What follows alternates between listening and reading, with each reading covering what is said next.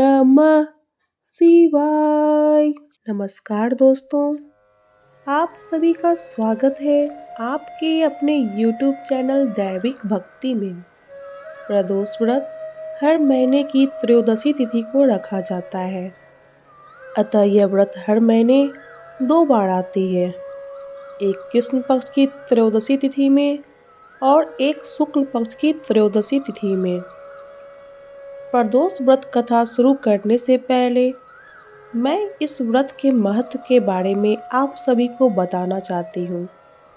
रवि प्रदोष व्रत करने से स्वास्थ्य संबंधी सभी समस्याएं दूर हो जाती है। साथ ही जिन लड़के या लड़कियों की विवाह नहीं होती है, इस व्रत के करने से उनके विवाह भी शीघ्र हो जाती है। साथ ही वैवाहिक जीवन में भी सुख समृद्धि आती है और जिन भी विद्यार्थियों की नौकरी नहीं लगती, उनकी भी नौकरी जल्द ही लग जाती है। तो चलिए अब शुरू करते हैं प्रदोष व्रत की कथा। एक समय सर्व प्राणियों के हितार्थ परम पावन भागीरथी के तट पर ऋषि समाज द्वारा विशाल गोष्ठी का आयोजन किया गया। इस सभा में व्यास जी के परम शिष्य पुराण वेता सूत जी महाराज हरि कीर्तन करते हुए पधारे। सूत जी को आते हुए देखकर शौनकादि 88,000 ऋषि मुनियों ने खड़े होकर दंडवत प्रणाम किया। महाज्ञानी सूत जी ने भक्ति भाव से ऋषियों को हृदय से लगाया तथा आशीर्वाद दिया। विद्वान ऋषिगण और सब शिष्य आसनों पर विराजमान हो गए। शौनकादि ऋषि ने पूछा, हे पूज्यवर महामते, कृपया यह बताने का कष्ट करें कि मंगलप्रद कष्ट निवारक यह व्रत सबसे पहले किसने किया और उसे क्या फल प्राप्त हुआ। श्री सूत जी बोले, आप सभी शिव के परम भक्त हैं। आपकी भक्ति को देखकर मैं व्रती मनुष्यों की कथा कहता हूँ। ध्यान से सुनो।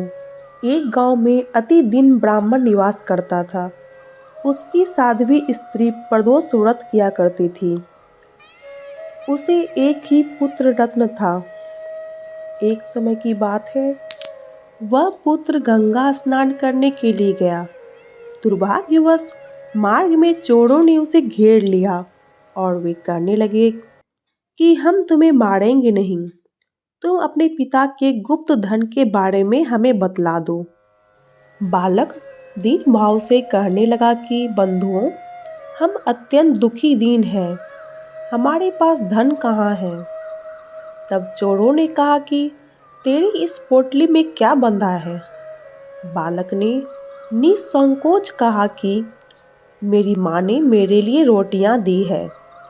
यह सुनकर चोरों ने अपने साथियों से कहा कि साथियों, यह बहुत ही दीन दुखी मनुष्य है, अतः हम किसी और को लूटेंगे। इतना कहकर चोरों ने उस बालक को जाने दिया। बालक वहां से चलते हुए एक नगर में पहुंचा। नगर के पास एक बरगद का पेड़ था। वह बालक उसी बरगद के वृक्ष की छाया में सो गया। उसी समय उस नगर के सिपाही चोरों को खोजते हुए उस बरगद के वृक्ष के पास पहुंचे और बालक को चोर समझकर बंदी बना राजा के पास ले गए। राजा ने उसे कारावास में बंद करने का आदेश दिया। ब्राह्मणी का लड़का जब घर नहीं लौटा, तब उसे अपने पुत्र की बड़ी चिंता हुई। अगले दिन प्रदोष व्रत था। ब्राह्मणी ने प्रदोष व्रत किया और भगवान शंकर से मन ही मन अपने पुत्र की कुशलता की प्रार्थना करने लगी।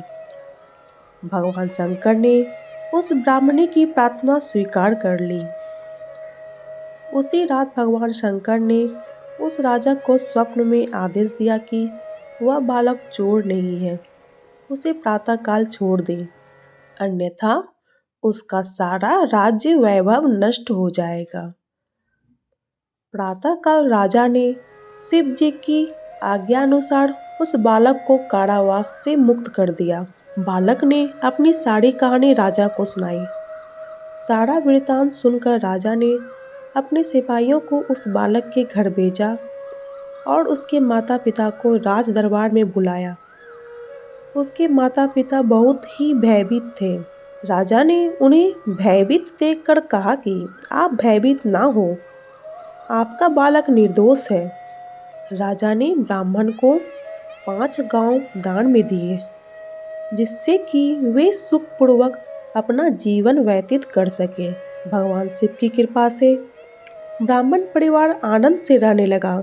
अतः जो भी मनुष्य रवि प्रदोष व्रत को करता है, वह सुखपूर्वक और निरोगी होकर अपना पूर्ण जीवन व्यतीत करता है।